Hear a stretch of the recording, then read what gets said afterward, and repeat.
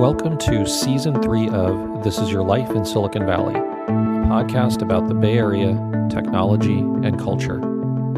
I'm your host, Sunil Rajaraman, and I'm joined by my co-host, Yasha Kakis-Wolf. Hey, Yasha. Hey, Sunil. Did you take a shower this morning? Are you saying something about how this room smells?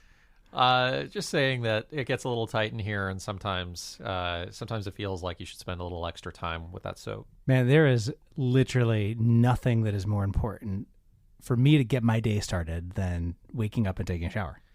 And water is just not something that we think about every day, but it's a basic human right. I dare say take it for granted. And so that's why we brought Tiffani Bell on the podcast today. And so Tiffany's doing some really, really interesting work around helping the city of Detroit with basic water rights. A really fascinating story about an entrepreneur, an engineer who sees a problem, reads about a problem, and doesn't just say, boy, that's rough, but actually does something about it. Yeah, the human utility is Y Combinator, not-for-profit, sort of funded with the purpose of helping people who can't afford their water bill pay their water bills. And as we discovered, some pretty extreme things can happen to you that you don't even think about if you don't pay your water bill. This is a really eye-opening and I think important discussion overall. And we're super happy to have Tiffani on the show today. We hope you enjoy. Tiffani, how many podcasts have you done? Maybe 4 or 5. Maybe 4 or 5. Thank you for driving all the way across the bridge to make it here to the San Francisco side of the Bay Area this morning. We appreciate it. Thank you for having me. It was a harrowing journey over, right? Yes, it was. It's like it's never going to get good here with traffic, ever. Like ever. I know it's Friday, too. Yeah. It doesn't matter what time of day it is. It's always just like a bunch of cars on the bridge, so... Did you grow up in the Bay Area? I did not. I actually was a military brat. So I was born in Georgia and then finished high school in North Carolina. But in between lived in Germany, Fort Knox, Kentucky, North Carolina again. And by the way, the Fort Knox Gold Vault is actually in the middle of a golf course. So really? It's not even... What's that like? I think I've vaguely talked to people who said that they've grown up as an Army brat. But what's that like? How do you have to think about being a human being growing up and an Army brat? You get used to moving every 3 or 4 years, which is a good thing on some levels, but then not, because you kind of for me, it was always like, as soon as I stopped feeling like the new kid, my dad gets orders to move. And so it was like, socially, it's like, okay, well, I'm your friend for a little while, but then I have to leave. So, but it's nice, with modern times, to use Facebook to reconnect to people. So you get that kind of aspect. So are you in the camp of Facebook is good or Facebook is bad? Nowadays, I don't know. There's all these things as far as the election went. So I'm like, okay, it's bad in that aspect, but as far as keeping up with people, I still use it for that purpose. I don't really have a good or bad sort of thought about it. So neutral on Facebook. Yeah. Interesting. Yeah. Interesting. And how did you end up in the Bay Area?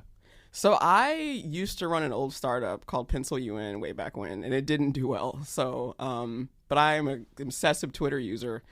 And an organization called Code for America followed me on Twitter, and it was like, well, there's something new to do, and they had a 1-year fellowship at the time in 2014, and I got the fellowship and moved out here and haven't left. So, at the point in time that you were growing up as an Army brat, and you go to college and yes, all that kind of good stuff, were you ever thinking to yourself, I have to be in the Bay Area at some point in time in my life? Is that important? Not really. Not in terms of it didn't matter, but I feel like as long as you have an internet connection, it doesn't matter where you are. But I feel like for certain things, it has been and probably is helpful for people. So, yeah. So in 2014, could you paint the picture of what it was like to show up in Silicon Valley for the first time? Well, it wasn't the first time, actually. So 2011, I came out here as part of an accelerator called the New Me Accelerator. And it was based on finding minority entrepreneurs and helping them get funding for their startups. And so we were part of this whole CNN documentary, Black in America 4, where they follow Black entrepreneurs trying to get funding for their startups for a whole summer. I remember that, actually. Oh, you remember that? Yeah. Nice. So that was summer 2011. We stayed down in Mountain View, but that was the first extended time I was here. There's no better city in the Bay Area to feel like you're in the Bay Area than Mountain View. Really?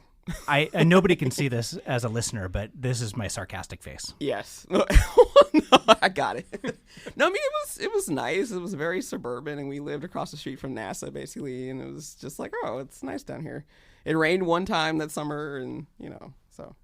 So there's so many topics I wanna get into that are Valley related, but how did that CNN series change your life, if it did? It's interesting to just first of all like have your entire life like filmed by somebody, where somebody actually wants to watch you brush your teeth with a camera involved. So it really is. Let's dig into that a little bit. Yeah. So is it really that level where they followed you around with a camera everywhere but the bathroom? They wanted to. I think at some points in time I was able to just kind of be like, well, I'm like doing my hair. You don't want to see this. You're not going to use this footage, so that kind of thing. But most of the things we did involving our companies, the camera was there. So you kind of had to get used to like, oh, well, if you're going to go to K-Port to pitch, for example, like, well, walk around this corner again. We're trying to get footage of you coming in the building and stuff like that. So it's like staged in that way. You get used to all that, but it's funny to start off though. Or after that's a decade ago plus, like 15 years ago. So this was 2011. Yeah. So just several years ago. Are you happy in retrospect with the way that the editors and portrayed you as a individual? I am actually, because I kind of knew what to do as far as like, I don't have any media training, but it's almost like my thought process was like, we signed a release. So whatever you end up saying and doing, they can use it. And so I would say like the super controversial stuff off camera or whatever, but then on camera, it's, oh yeah, I'm doing this or whatever. So I was happy. Some people at times weren't, but I'm like, well, you got to remember we signed things and they can do whatever with the footage. So that was 2011. Let's fast forward to 2019 August. Yeah. Have things gotten better for minority entrepreneurs in Silicon Valley? I would say yes and no. Like you're seeing more Black founders, for example, getting funding, but as far as it being a mass thing that isn't still a questionable thing for investors to do, that's not happening still. People are still having problems with raising money. At levels, for example, that white male founders do. And especially women even still having problems raising money. So things are getting better as far as you have people like Arlen Hamilton, for example, that are raising funds to be able to invest in, Black and brown entrepreneurs. But she's like one of very few people that do that. So it's still so why is that? Can we dig into that? What is it? What is happening? So, I mean, I think it's a bunch of things. Like we always talk about like pattern matching, for example, and how like it's easier to invest in someone that looks like you because you've got a lot of similar experiences and you're like, oh, we all went to Stanford and we all went to MIT, and you kind of think of those people as being similarly capable to you. And so when someone different comes along, you're not really sure about them. And so it's a bias in that way. So some people, they say it's just flat out racism. I don't always think that's the case. I think it's literally like some people just don't believe that certain people can do certain things. And it comes out in terms of funding. Like, I mean, it's not dramatically different from just the way the workplace has always been, if you think about it. Like men back in the 50s, like sexual harassment. If you watch an episode of Mad Men, you totally see it, where it's just like, oh, we're just used to women being in a certain position or Blacks in a certain position.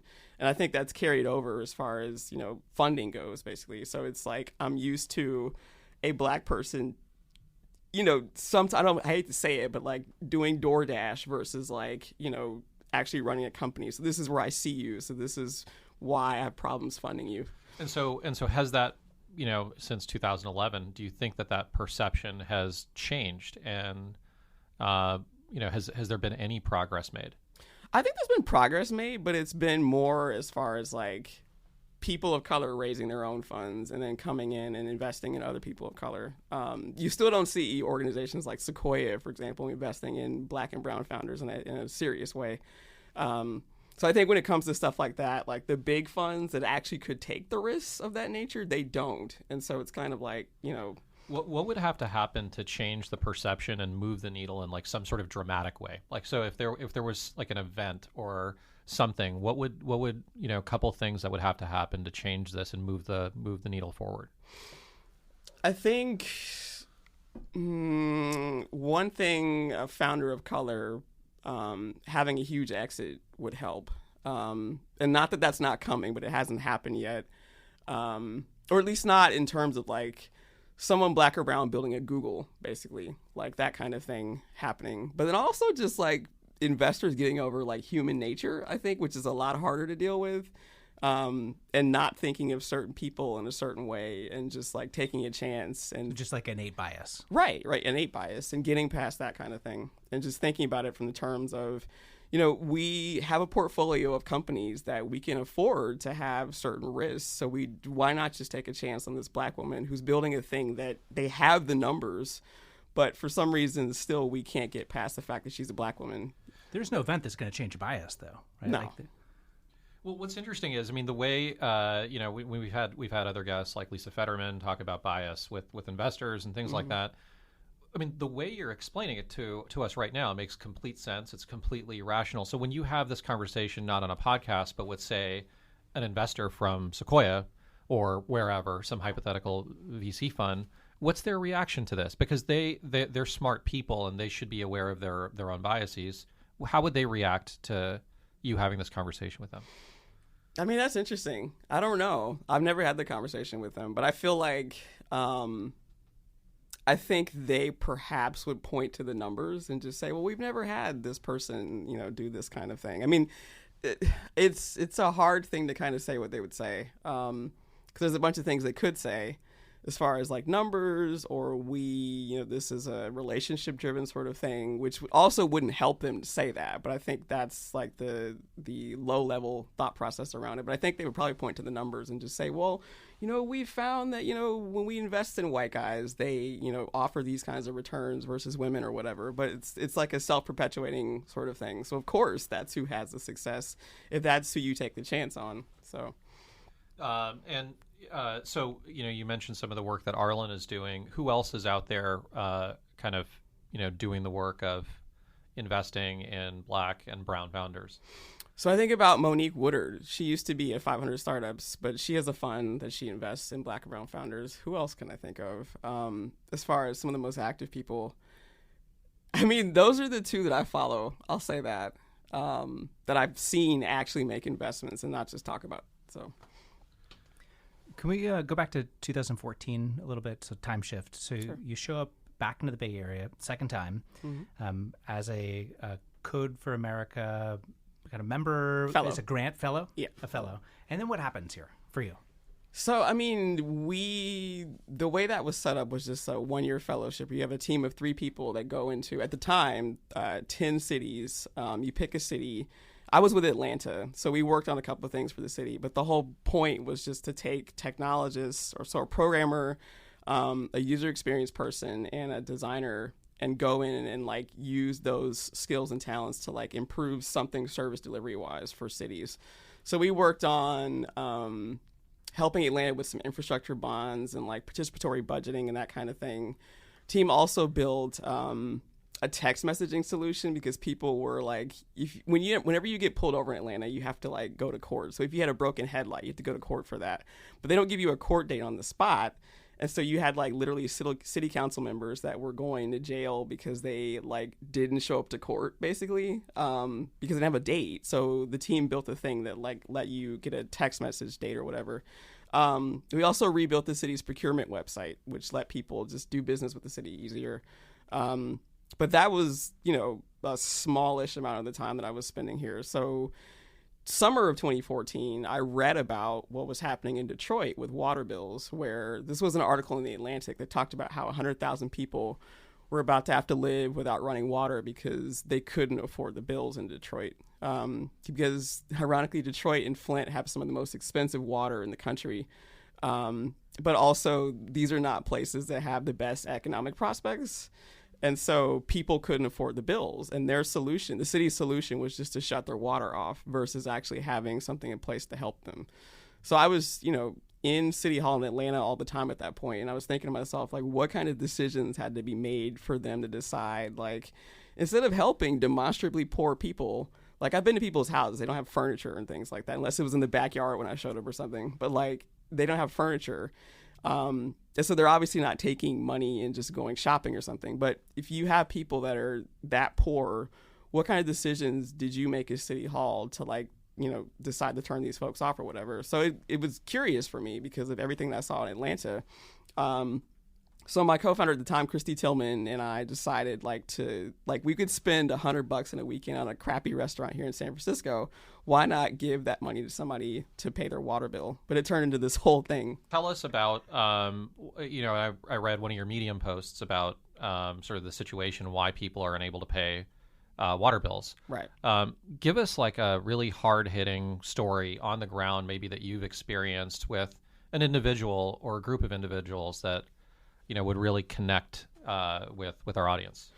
I mean, so I think about like one of the worst stories is this woman losing custody of her granddaughter because she couldn't pay her water bill. Like the toilet in the house was running and she couldn't fix that.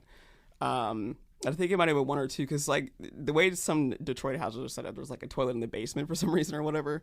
But she had this bad plumbing situation and the water bill got up to $1,400. She only needed half of that, but like only is relative when you're like a senior citizen, fixed income, trying to take care of your 6-year-old granddaughter. So $700 was obviously a lot to her and she didn't have that. So the water company shut her water off, but because of just the situation around why she had her granddaughter, the Child Protective Services organization was very much, in her business, basically. And so when they saw that she didn't have running water, they came and they put her granddaughter in foster care over that. So she's in some rich suburb in Michigan thanks to the water bill. Whoa. Yeah. Foster care. Yes. She was taken away because the way it works is that if you don't have water at your house, theoretically, it's actually a dwelling that's quote unquote unfit for habitation. And when there's kids in a dwelling unfit for habitation, that makes you basically an unfit parent, even if the cause is poverty. So they can take your kids away if you don't have water at your house. So that seems like really punitive. That's very punitive. And so is that, who makes that policy? Like what is... how can they possibly justify that? I mean, that's the Department of Health and Human Services at the very top. But then every state-based organization follows the same thing where they have their guidelines as far as what an unfit parent is and then also what an unfit dwelling is. And they don't, in a lot of cases, especially in this one, they don't take into account that she's poor. The child is technically fine. Yes, there's no water in the house, but like this is not like your typical case of abuse or whatever. And so they took her granddaughter away, but that's how that goes. And so these are policies that have been in place well before the current administration. Right? Yes, I think this is part of the at least the little bubble that we live in the Bay Area. I think sometimes we just don't recognize the horrific kind of system that we put in place that disadvantages so many people. We maybe feel a little bit more now because we have an antagonist that that many people in the Bay Area dislike a lot. Right.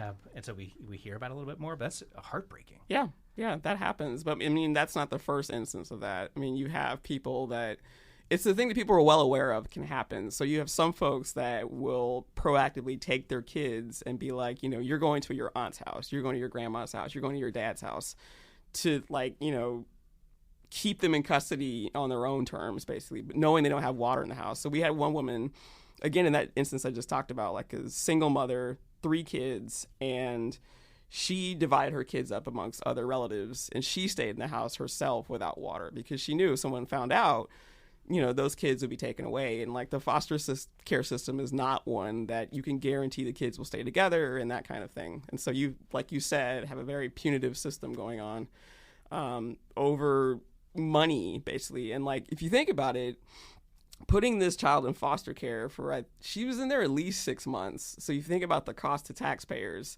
it would have been cheaper to just find her grandmother some assistance for that $700 like we gave her. But like you think about the cost of taxpayers and keeping a 6-year-old kid in foster care for 6 months, it didn't make sense from that perspective either. So yeah. So, and then when I read your Medium post, I visited Detroit last year. I went to high school in Cleveland, nice. And I hadn't been back to Detroit, Cleveland area in quite a while. And whoa, the city is, seems like it's prospering in some ways. But has any of this, prosperity helped in any sort of way for situations like this, or is it just continuing to get worse for people who are living in abject poverty? I think it's getting worse because you have certain pockets of the city where, like, oh, if it's midtown, downtown, you can get grants to do certain things, for example, like, fix up buildings or whatever. But if you live on the outskirts, which is where most people that we help live, there's nothing really for you. And so the story that Detroit tells is one of revitalization and, we're recovering as a city and we don't need the auto industry. We're, doing our own thing. But they're not everybody is included in that narrative. And so it's one where it's kind of a, look at us, we're gentrifying kind of. But like, it's not including everybody. So it's not really a story of success to me. It's like, it's very targeted in that way. So we've jumped around a little bit in time too. So you're in Atlanta, you're working with Code for America in Atlanta. You're helping Atlanta kind of upgrade some of its tech. Yes. It's an oversimplification. Yes. You read the story in The Atlantic about Detroit, and we've just heard some of the stories about what you and Human Utility have been focused on. But what's that story? What happens in between there? How do you start it? So it was funny. We just read about it, and then later so that was the Thursday. We read about it, and then later that day, just threw up a website on Heroku and GitHub, with just literally Bootstrap and a Google form that we made to look like just a regular website or whatever. So we didn't have a database. It was nothing except a website that everything got pushed to Google spreadsheets, and then we used that. Initially, the way it was set up, it was designed to find people that needed help with their bills, but we were doing everything over social media, so those people were not on Twitter. So what ended up happening, though, is that people started saying, well, I want to give some money to this or whatever. So we had to kind of change the website to make it more donor friendly. So you could pledge $50 or whatever the number was for you, and we would send you via email instructions on how to log into the water company's website as if you were that person. And then over 10,000 people signed up to do that. And so we ended up paying $100K in bills in that first month that we existed. So 10,000 people. And how does that happen? Was it some press? Was it what was the thing that kind of got it from 0 to 10,000 so quickly? I mean, that was Twitter and then press. It turned into I got stuck in my apartment for 2 weeks talking to just the media. Even one of the local stations came out and brought a news van to the house or whatever, which is funny because they have a bodyguard for it and whatever else. But I got stuck in the house talking to the press for 2 weeks. I have a friend from college in New York, Sakita Holly. She's a PR person.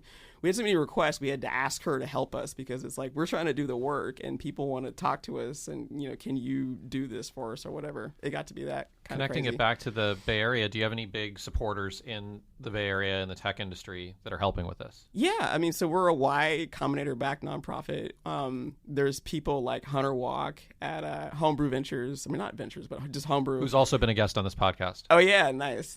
He's one of our biggest supporters here. There's been a lot of people from tech. I mean, Mozilla donated at one point. So, a lot of folks. So where do you want to go with this organization? Where does it, where is there an end point? Does this just keep going in perpetuity? What's your big vision? The big vision is policy change. I mean, it's we can keep paying bills, but it just needs to be that from either a national perspective, preferably, but from a state perspective even, that each state or from a national perspective, there's some policy that says, water is a human right, and regardless of your financial situation, we shouldn't be able to just say you can't take a shower just because you're poor, because at the end of the day, that's kind of what's happening. And every other utility, especially in Michigan, I thought it was interesting to find out every other utility except water is regulated. So I mean, that's why you had the Flint situation even. But there need to be stronger laws in place to say that even if you're poor, you get at least a lifeline allotment of water. I mean, we do that with phones, so why not the thing that you need every morning? We all took showers this morning, hopefully. Yeah, I did. Don't look at me that way. Doesn't smell like you did. I think water rights are fascinating. Yeah. We had Dennis Herrera, who's the Attorney General for San Francisco, on as well, and his point of view is that water rights are going to be the next kind of big human rights battleground. Yeah, and the largest municipality in America, MWD, the Metropolitan Water District down in Los Angeles. Like it's like water's at the center of everything. And I mean, the Cadillac Desert, the movie Chinatown, this is all about water rights in California and like all the nasty stuff that happens around water and water ownership and water sales. Yeah, it's crazy because I mean it's the thing that's just there, but humans have decided to put their capitalistic hands into it, and then. What do you think of San Francisco? Yeah, do you like the Bay Area? I do, actually. I like it. It's expensive, sometimes for no good reason, especially as far as like housing policy and whatnot. But I generally like it. I mean, the weather's nice. So how do you see similar issues to what you encounter in Detroit in the Bay Area? Like, shock us with a Bay Area story. If we had to connect it back to the Bay Area, is there something that you see in the water rights front or anywhere else that's just it's just not good? I mean, I think of homelessness here as a problem, but then also how you can be evicted from your house for not having water and that kind of thing. So tell us more about that. I mean, again, it's about fitness for habitation and whatnot. So if you don't have just basic utilities, that's not a house you can technically be living in. And especially if you have a landlord that says, well, you're costing me money, because what happens is that if you don't pay a water bill in a lot of places, it gets added to the property taxes, which the homeowner, which is typically not the person renting, is responsible for. So you can get evicted over stuff like that. And there's people that have been. But if you think about like just homelessness and its causes, that's one of them for a lot of people. But also like here, homelessness is pretty bad. Because you think about how much money is here. There's nobody that should be sleeping on the streets here, theoretically, but we won't build houses and that kind of thing. So that's a thing that happens. What part of the Bay Area do you call home now? So I live by Lake Merritt in Oakland. Yeah. Yeah. So do you, this morning we were joking a little bit about how you ventured over here, but over here being the San Francisco side. Yes. Do you not spend a lot of time in San Francisco proper? Not anymore, since I don't usually work over here. I come over here for just like shopping and going to the beach, but that's about it. Podcasts, yes. What would it take to get you to work on some of the Bay Area problems? Like, so you're spending this time, helping great city of Detroit, but why not also focus on the Bay Area? I don't know. That's a good question. I think there are people that are already doing a bunch of work around it, especially like the housing stuff or whatever. That would be the thing I work the most enthusiastically on, like housing policy here. But I don't know enough about it yet to actually like have some useful impact. I don't think it's entirely something not that water is, but I don't think it's entirely something I could like build a tech solution for to fix. That's totally a policy angle that to even start would need that kind of thing. So what happens next for you? Like where do you spend your energy 5 years from now? That's a good question.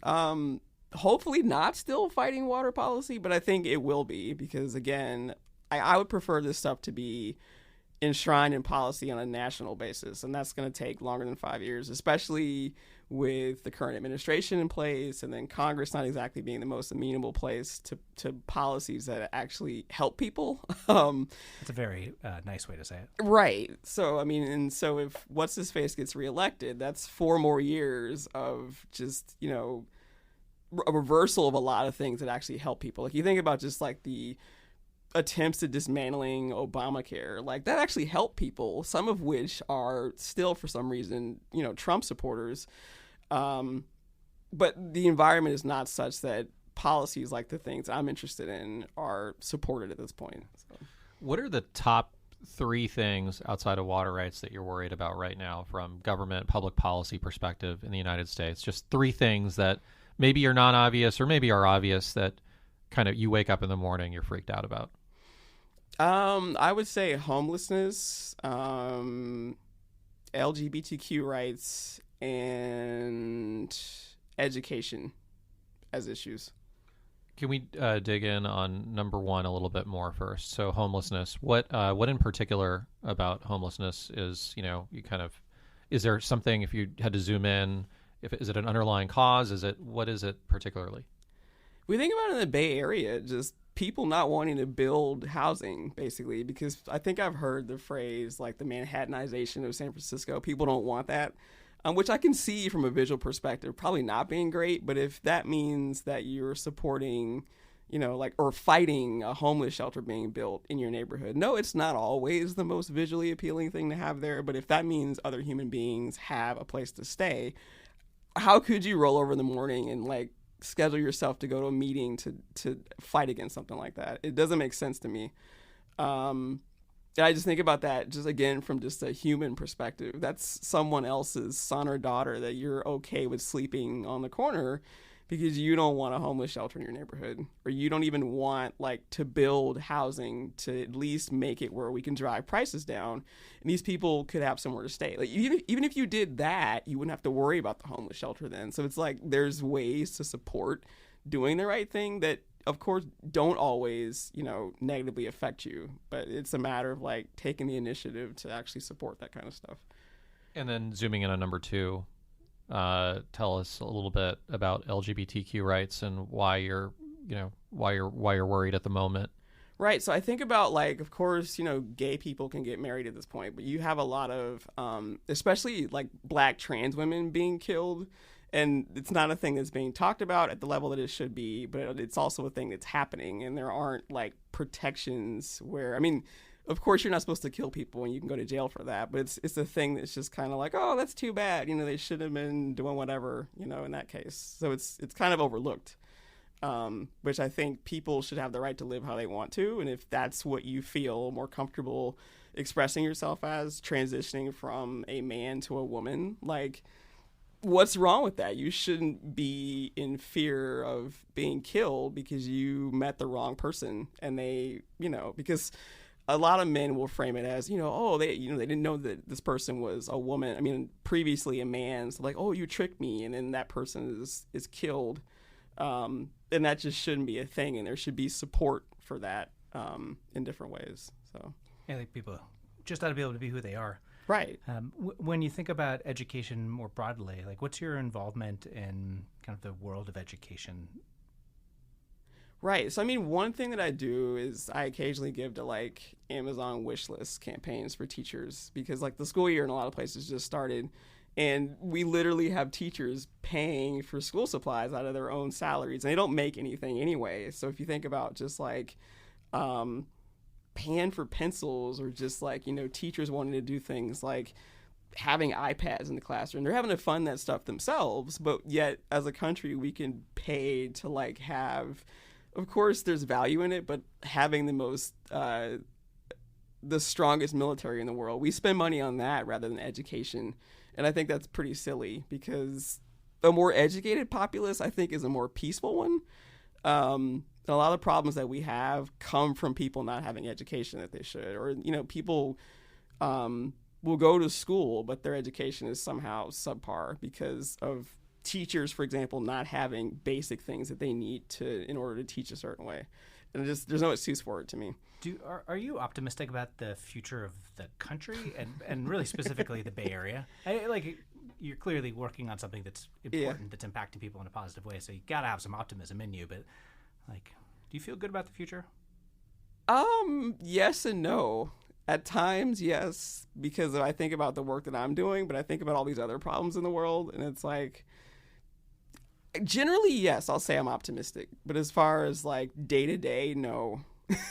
But it just, a lot of it depends on what's going on at the top. And if you have a person who's dismantling a lot of good policy that is, and then like actively having people be assaulted and killed, that's kind of a hard thing to be optimistic. It's hard to be optimistic in that kind of environment. So you're big on Twitter, and I just want to get your take on Twitter. When you look at Twitter, how do you feel? Do you feel good? Do you feel so? I'll just write my answer as when I look at Twitter, I just get massively depressed.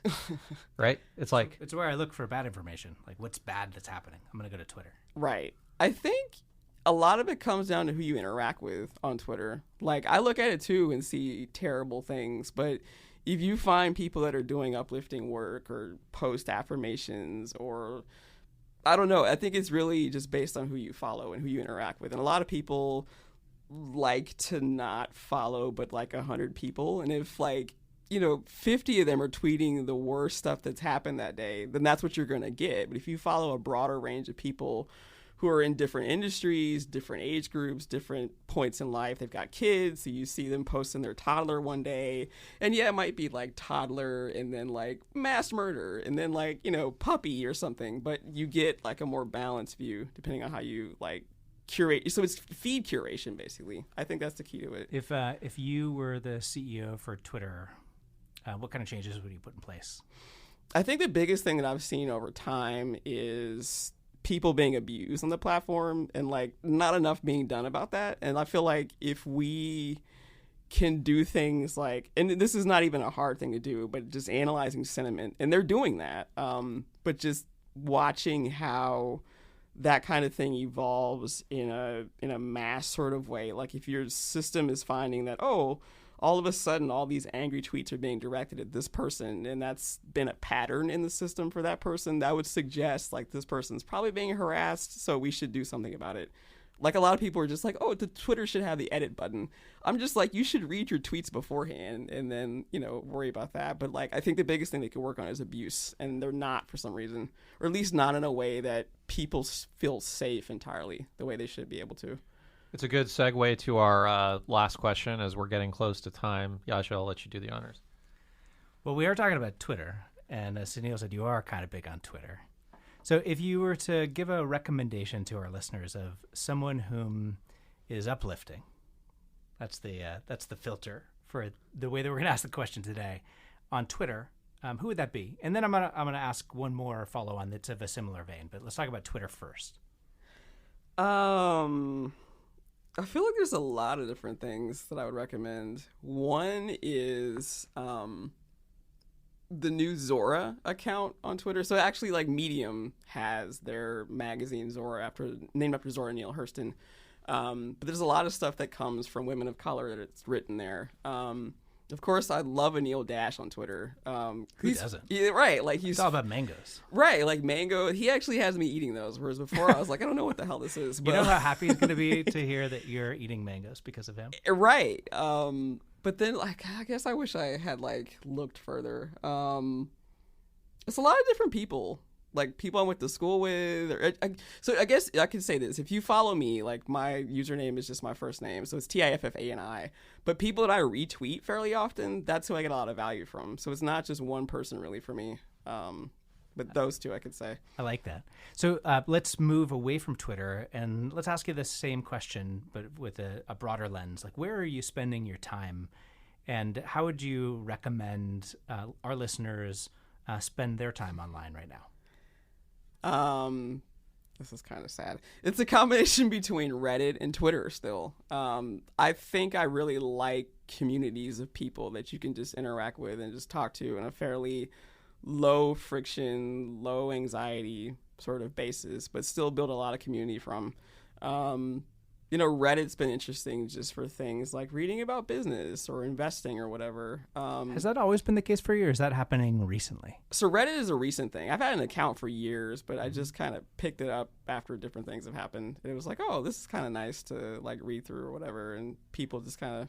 I don't think I've ever heard anybody say, yeah, I was on Reddit. That was kind of nice. Right. I mean, that's funny. But again, I think it's about what you follow and what you get into. Yeah. So, yeah. So Tiffani, this was awesome. Thank you. We really appreciate you spending time with us today and hearing about some of the work that you're doing. Thank you so much for being here. Thank you for having me. Do you feel like there's a problem that you want to or could solve tomorrow? Yeah, I know. It's hard to think about not, actually putting your hat in the ring and doing something for, the sake of civic responsibility after this episode. I think back through a handful of the guests that we've had on the podcast over the last year, and that is an absolute recurring theme. There are some really special human beings who see a problem and do something about it. And there's a really nice connection into the Bay Area ethos broadly, that if you see a problem, you can solve it, and you can use technology to solve it. I thought today's conversation was, we can jumped over that a little bit. You can just solve a problem. You can use technology to do that. Yeah, and public policy in general, we just don't think about ramifications of our actions. I think that's just a way that we're conditioned when we focus on entrepreneurship. But really thinking through all the public policy ramifications is just something that I'd like to be a little bit more thoughtful about. Yeah, me as well. We'll have to think about that for some future guests.